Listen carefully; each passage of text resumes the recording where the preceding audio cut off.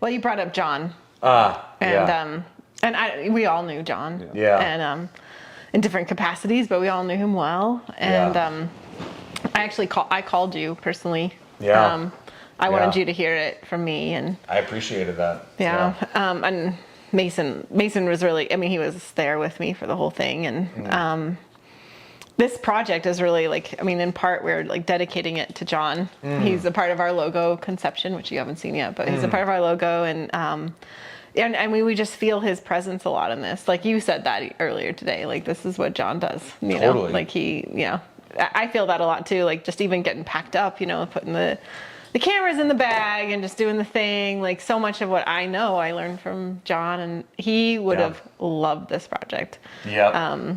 He actually had a concept, like him and Jim would joke about having this concept of Herbalists After Midnight, or it was going to be like Herb Mentor After Midnight, but it was going to be kind of more of like an illicit, like, you know, kind of explicit. Thing. Yeah. So this is kind of like that Herbalist After Hours. Yeah.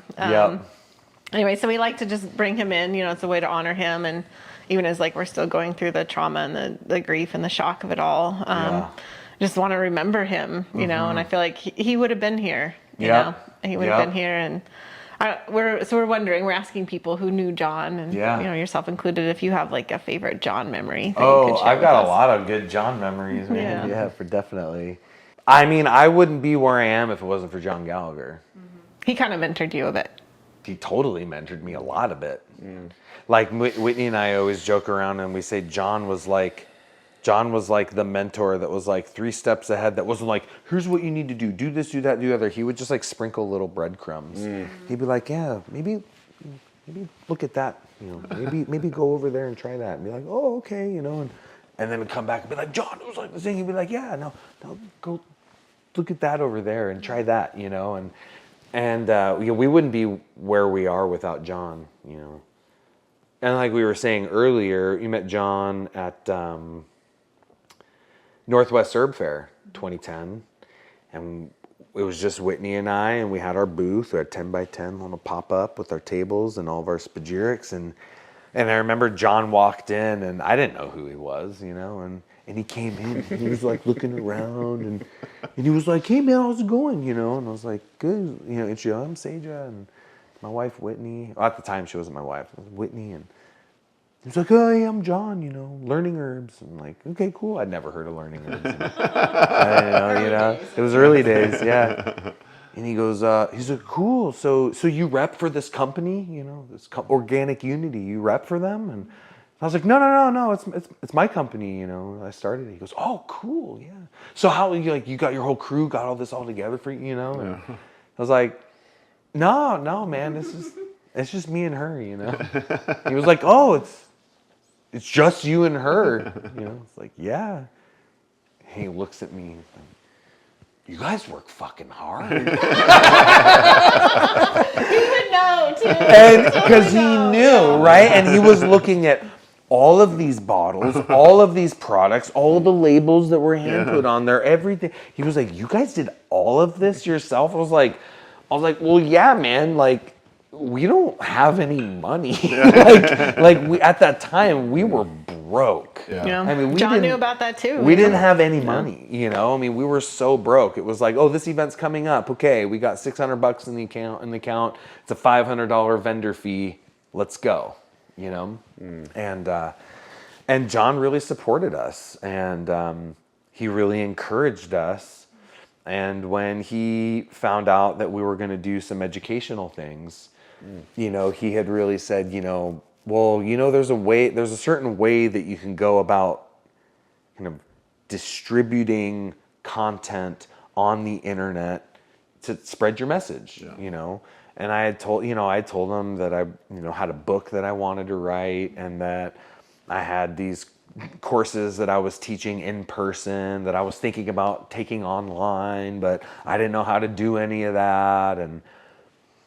And he was just sprinkled those breadcrumbs, you know. He just put a little golden thread in front of me and was like, grab onto that and follow it, and, you know. And so he really, you know, I mean, the School of Evolutionary Herbalism would not exist as it does to this day if it wasn't for John. And, you know, I owe a lot to him. He really, like, tucked us under his wing, and showed me and my wife a lot of kindness and a lot of respect and a lot of generosity. I mean, I feel like that was his nature. He was just so generous, and he brought people together like this. Yeah. You know, I mean, I remember, you know, when he first started with like Herb Mentor Radio, Yeah. and it was all about just like giving herbalists a platform to share their message. And what a OG service. though, huh? I mean, that was like way before, like, really, like, I mean, now we all He have was- podcasts. He was the first, Right. man. Like, he was the first one. And I don't think people know that. Yeah. Like, I don't know how many people actually know that, like, John Gallagher really paved the way for the online herb world. I mean, Learning Herbs was there before anyone was online. Like, no one was doing that stuff. Yeah. He was a visionary. He was a visionary, man. And we always joke around that he was like, oh yeah, man, like I got into the online educational space, but it was still the Wild West, man. Like there was no one doing it. And, you know, I felt like there was Learning Herbs, and we started putting our stuff online around 2011, 2012. And it was like, so there was Learning Herbs. I felt like there was us. We were still really small at the time. And then I think, Herbal Academy? Or? well, I think Herbal Academy might have been getting going around that time. And then Chestnut. I remember Chestnut started getting going around that time. Yeah. And other than that, there really wasn't that much. Yeah. And I felt like those mid-20 years was like, it kind of felt like the Wild West, man. And it was like, we're all just trying to figure this thing out. And then COVID happened, and now everyone's online, right? Totally. But it all, to me, you know, I think John really paved the way, you know. So I got a lot of love in my heart for him and his family, and for everything that he did. I feel like he was, you know, and that was the thing too about John, is that I never felt like he needed really to even be seen.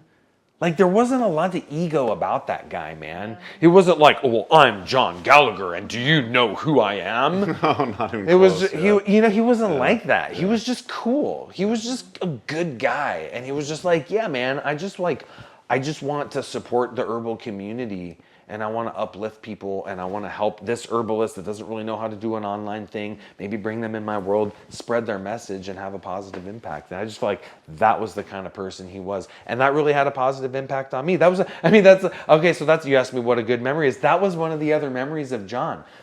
Is, you know, I remember talking to him one time, and I was like, John, I don't know, like, there's all this like online marketing stuff, and I'm trying to figure out how to launch this program, and what do I say, and how do I write this email, and all the tech, and blah, blah, blah, blah. And John, in his like super laid back way, he just kind of looked at me, and he was like, Sajah, he was like, just be cool. Right in that way, you know, he would talk. He was like, just be cool. I'm like, what? Like, what do you mean, John? Like, I'm like, bro, like, I'm not a cool guy. Like, I'm not cool. I don't even know what cool is. Like, but I was never like the cool kid. Like, what do you mean? He was like, just be kind. He was like, just be kind. Just be good. Just help people. Just be a good person. Just be cool, man. And everything's going to work out. And I was like, okay. So about that tech, you know, and I'm like, how do you do that thing, you know? And he was just like, just be cool, man. It'll all work out. And that was the kind of man he was, you know? So thank you for bringing him up. I feel like it's important to honor the people that, in my opinion, I feel like he revolutionized how us herbalists in this modern day can spread our message and help herbalists better be able to help the people that are asking them for help. That's the way I think of him. Yeah.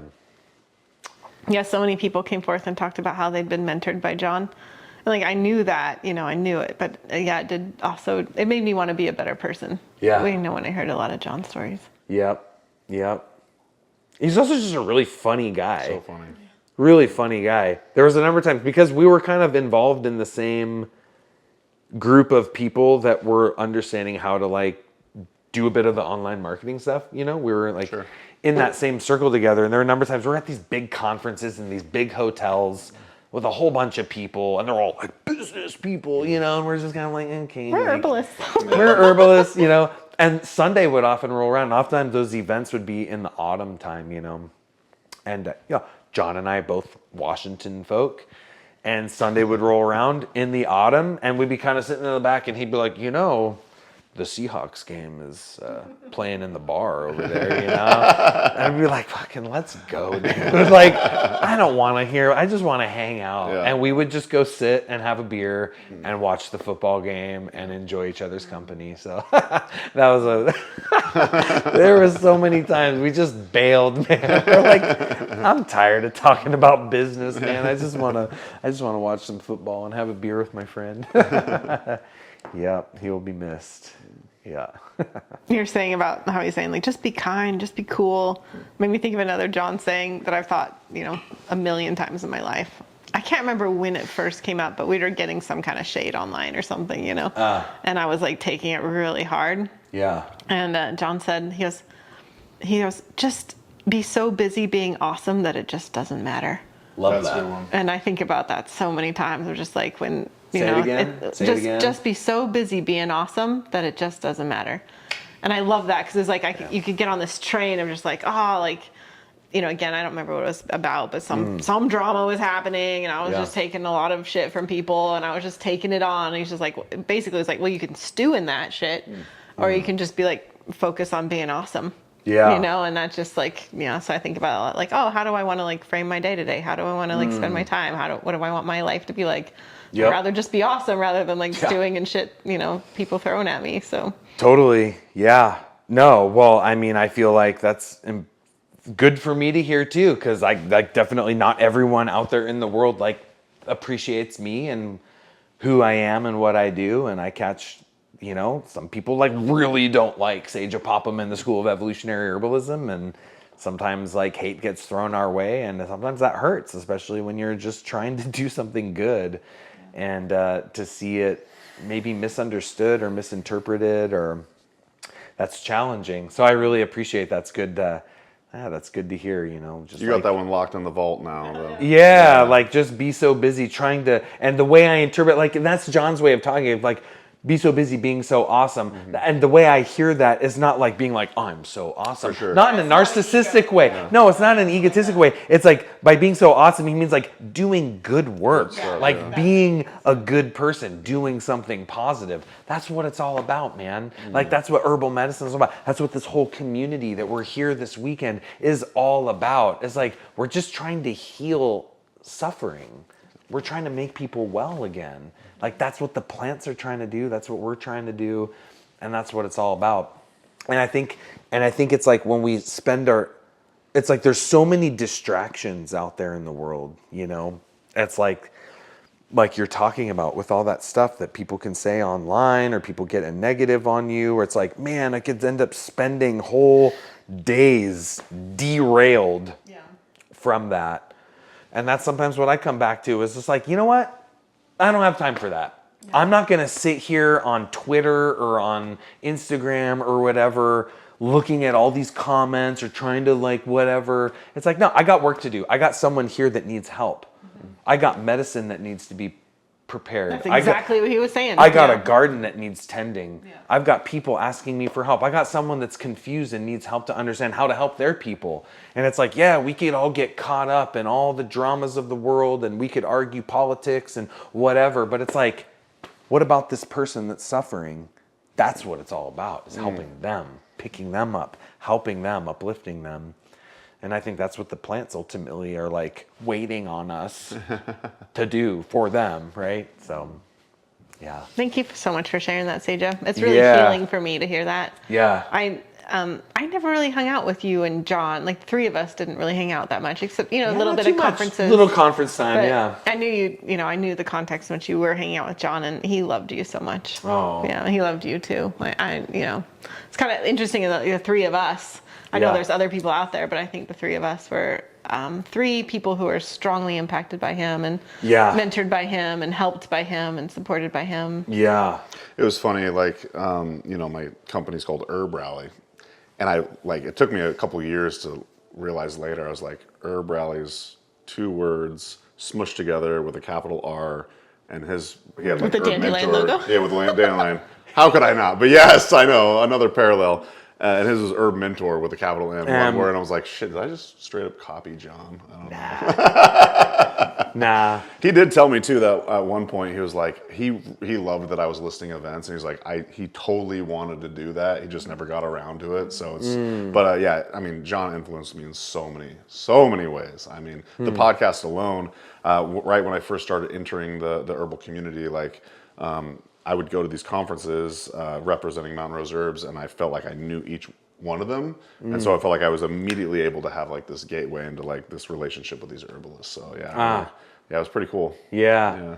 Well, what's so cool about what you've been doing is that you're like this hub, right? Where you're putting everything in one place, right? So everybody can kind of come to this one place to figure out what's going on in the herb world. It's super cool. Thanks. It's cool, man. Yeah. It's a really unique really unique model that I think is really impactful and helpful for people. It's good. Thank you, and I get blown away every time someone tells me, if I'm at an event, they're like, "Oh, Mason, I heard about this through Herbal." I'm like, "Oh, that is so cool." Yeah, that's literally what I'm trying to do here. I'm like, "Is this actually working?" And I guess it does sometimes, so that's cool. Well, that's the challenge of online-based work is that you can't immediately see the person, hear the feedback. It's kind of like, well, I hope it's doing something.